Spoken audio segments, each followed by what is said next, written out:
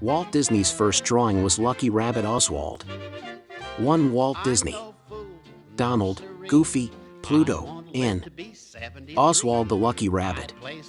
That's how the list of major Disney animated characters might read had certain events in the late 1920s unfolded differently, forever altering the history of animated film. In 1923, Walt Disney headed for California with the hopes of getting into the movie business. He had had initial success in Kansas City, Missouri, making animated shorts for a local ad agency and later for his own Laugh-O-Gram Studios. Fatefully, Disney accepted an $11,000 contract with Pictorial Clubs Incorporated to produce 6 shorts. The company went bankrupt before fully paying Disney, forcing him out of business. At the time, New York City was still the capital of animation, home to the studios that produced popular animation like the Felix the Cat and Crazy Cat series. Undeterred, Disney opted for California, as his brother Roy was already there convalescing from a bout of tuberculosis. In mid-1923, with a reported $40 in his pocket, Disney left for Hollywood. Prior to leaving, Disney made one last short, Alice's Wonderland, 1923. Alice was inspired by Max Fleischer's Out of the Inkwell series, featuring an animated Coco the clown cavorting in a live-action world. Disney's Alice cleverly switched that premise, putting a live-action girl in an animated world. Margaret Winkler, distributor of the Felix the Cat series, saw Alice's Wonderland and approached Disney to produce more. He had to scramble. He had no staff, and Winkler wanted the same child actress, Virginia Davis, to play Alice. Always persuasive, Disney convinced Davis's family as well as animators Hugh Harman, Rudolph Ising, and Ub Iwerks to leave Kansas City for California. The Alice series was popular with critics and audiences alike, but by 1927 the novelty of a live-action girl in a cartoon world had worn off. Smartly, Disney shifted focus from Alice to the cartoon characters, notably her sidekick Julius the Cat. Concurrently, Winkler's new husband Charles Mintz had taken over her business, and Universal Pictures tapped him to get them back in the animation business. Universal, feeling there were already enough cartoon cats, suggested a series starring a rabbit. To start, Disney and his best animator Ub Iwerks reworked Alice's Julius into a rabbit named Oswald for Poor Papa, 1927. After Universal executives complained that Oswald looked too old, Iwerks redesigned him to look younger for the second short, Trolley Troubles, 1927. It became the first of 26 Oswald shorts created by Disney's studio for producer Mintz and distributor Universal. Disney was an expert storyteller and instinctively knew the shorts would be more successful if Oswald was more than a bystander. Instead, the humor arose from situations created for Oswald's world and his reactions to them. The quality of the animation was also superior to the work of other studios, mostly because of Iwerks' technical expertise and his skill at drawing perspective. Disney and Iwerks developed an assembly line system that met Disney's desire for top-quality animation, story, and character development, as well as allowing them to churn out one film every 2 weeks, as mandated by their contract with Mintz and Universal. Through Oswald, Disney also realized the potential for character merchandising.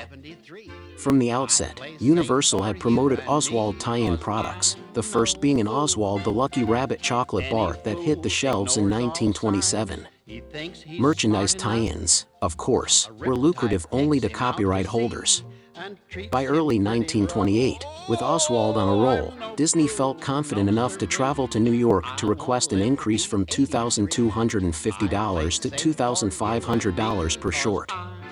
Before he left, Iwerks alerted him that Mintz was signing Disney's animators to new contracts, replacing Disney as their boss. Disney didn't believe it until he arrived in New York, where Mintz offered $500 less per short, plus 50% of any profits. Mintz offered Disney, who thought of himself as Oswald's owner, a contract to join Mintz's firm as an employee. Disney learned that Universal controlled the copyright to Oswald and all profits from the character, regardless of who made the films. Feeling betrayed, Disney turned down Mintz's offer and vowed never again to relinquish control of any of his studio's creations. Before leaving New York, Disney wired his brother Roy to sign iWorks, his best animator, and one of the few who refused to sign with Mintz, to an exclusive contract. iWorks' contribution to Disney's success is immeasurable. Long before Oswald, Disney had stopped drawing to concentrate on running the studio. iWorks created the images of Oswald and Mickey Mouse and drew most of the first Mickey cartoons.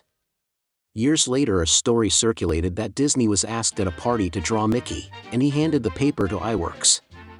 In the 1930s, iWorks started his own studio, producing shorts for Columbia Pictures and Warner Brothers. Looney Tunes series. iWorks returned to Disney in 1940.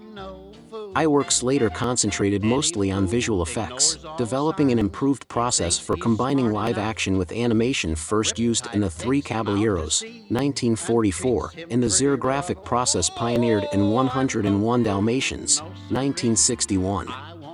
He won 2 Academy Awards for his technical work and received a nomination for the bird effects in Alfred Hitchcock's The Birds, 1963. He also helped develop many of Disneyland's animatronic attractions. 3. Creation of Mikey. Back in Hollywood, while the rest of the staff finished Oswald shorts for the Universal contract, Disney and iWorks secretly created the first Mickey Mouse cartoon, Plain Crazy, with the Disney and iWorks families inking at home after hours. Plain Crazy was drawn entirely by iWorks at an astonishing rate of approximately 700 drawings per day. Initially, theater owners resisted running the new cartoons. Mickey Mouse was yet unknown and Disney had no official distributor, but when the third Mickey cartoon came out as an all-talkie, the exhibitors were sold. Adding sound to cartoons wasn't entirely new, but Disney's approach was. He realized that sound effects and music should be driven by plot, not added as an afterthought.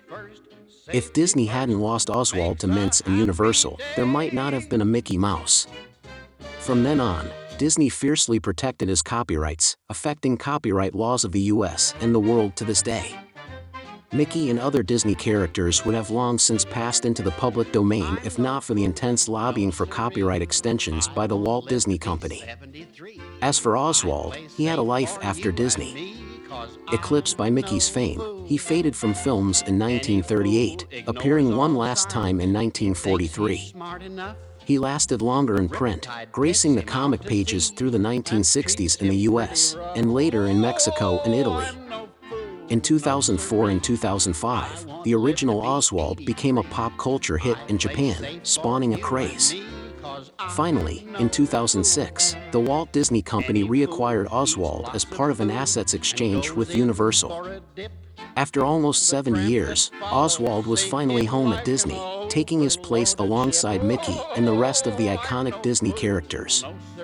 Research, Vitor Hugo Lizard Leonardi. About my channel of curiosities, this channel is to see and hear curiosities of our world in general. If possible, leave your like and subscribe to have new notifications about new subjects. Thank you very much.